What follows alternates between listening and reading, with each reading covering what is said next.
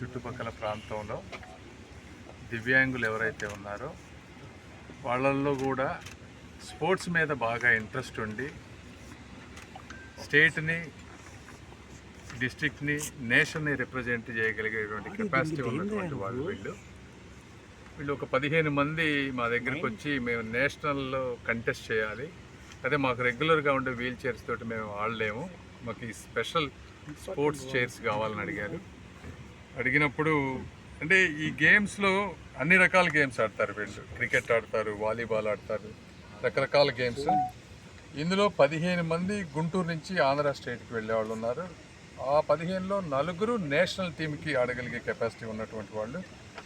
వీళ్ళు వేరే వేరే చిన్న చిన్న ఉద్యోగాలు చేసుకుంటూ ఉంటారు. వీళ్ళకి ఇది ఖర్చుతో కూడింది.